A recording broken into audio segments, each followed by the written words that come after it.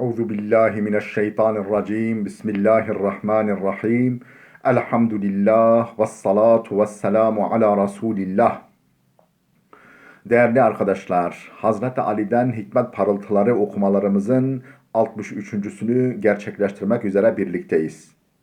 Takip ettiğimiz kitap Hazreti Ali'den hikmet parıltıları 2006 yılında basılmış, piyasada mevcudu bulunmayan, baskısı tükenmiş bir çalışma. Bu eserimizde Hazreti Ali'den 274 vecize yer almaktadır. Her vecizenin Arapçasına yer verdik, tercümesini kaydettik ve altında bize ilham ettiği hakikatleri birer açıklama niteliğinde kaydettik. 198. vecizeye gelmiştik. Ne diyor bu vecizesinde Hazreti Ali Efendimiz? Diyor ki kuvvetul kalbi min sahhatil iman. Kuvvetul kalbi min sahhatil iman. Kalbin kuvvet ve metaneti imanın sağlamlığındandır. Kalbin kuvvet ve metaneti nereden ileri geliyor? Nereden kaynaklanıyor? İmanın sağlamlığından. Açıklama. İman ne kadar sağlam ve kuvvetliyse insanda sabır, direnç, kararlılık, tevekkül ve sarsılmazlık da o ölçüde kuvvet kazanır. Allah'a tam olarak inanan kimse sırtını büyük bir padişaha dayayan, onun muhteşem ordusundan güç alan bir askere benzer. Tekrar alıyorum bu cümleyi.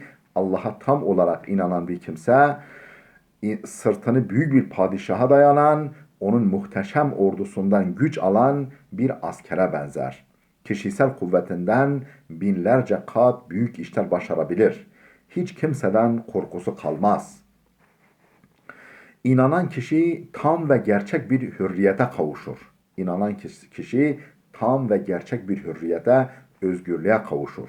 Allah'tan başka hiçbir varlığa kulluk etmeye tenezzül etmez. En büyük varlığı bile kendisi gibi Allah'ın bir yaratığı ve kulu bilir. Yaratıcı olmaktan uzaklık noktasında, yaratıcı ilah olmaktan uzaklık noktasında bütün varlıkların eşit olduğunu düşünür ve hiçbir şeyin karşısında eğilip alçalmaz. İnanan bir insanın gönlü huzurla dolar. Beni yaratan, yaşatan, koruyan, besleyen, şefkat ve merhametle terbiye eden bir Rabbim var der, başıboş ve yalnız olmadığını düşünür. Mutluluk duyar.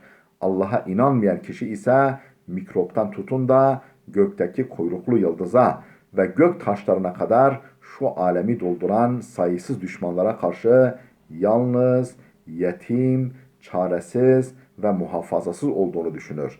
Her an bir tehlikenin gelip kendisini yok etmesinden korkup titrer. İnanan her şeyin Allah'ın emri ve izniyle hareket ettiğini bilir. Onun için aşırı korku, endişe ve üzüntüsü yoktur. Bu nedenle onun için aşırı korku, endişe ve üzüntüsü yoktur. Allah'a güvenip dayanır. Başına bir bela gelse bir hikmeti vardır diyerek sabreder. Her işte üzerine düşeni yapar. Her işte, her konuda üzerine düşeni yapar. Sonucu Allah'a bırakır. Onun sonsuz hikmetine havale eder. Gelen tehlike ölüm bile olsa korkmaması gerektiğini bilir. Çünkü ölümü dünya zindanından cennet bahçelerine, hayat hizmetinden ahiret mükafatına, dünya gurbetinden dostlar meclisine, fani alemden ölümsüzlük yurduna bir geçiş olarak görür. Vazifesini yüzünün akıyla yapmış bir askerin terhis tezkeresini alması olarak kabul eder. Huzurla kabir kapısından girer, ebedi saadete erer. Allah'a inanmayan kişi ise hayatı boş ve manasız görür. Ölümü yokluk kuyusu ve hem kendisini hem de bütün sevdiklerini yutup sindiren bir ejderha karnı olarak görür. Ahireti gibi dünyası da zehir olur. İman ile hayat aydınlanır. İman ile hayat aydınlanır. Bir anlam ifade eder. Zelzele, yangın, sel baskını ve salgın hastalıklar gibi musibetler bile müminin fani olan mal ve canını ebedileştiren, sadaka hükmüne geçiren ve ahiretteki mükafata dönüştüren birer görevli suretine dönüşür. Bu gözde dünyada, ahirette adeta cennet olur.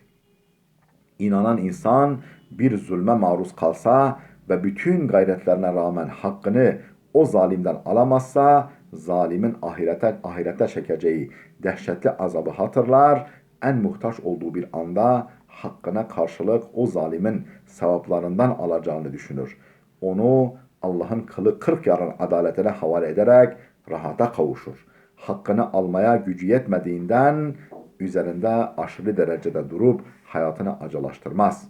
Böyle bir inançtan yoksun veya imanı zayıf olan biri ise zalimden hakkını alamayınca ümitsizliğe, huzursuzluğa, hatta bunalıma düşer. Değerli dostlar, burada dursun. Gelecek oturumumuzda 199. vecizeden itibaren okumaya devam edeceğiz. Allah'a emanet olun.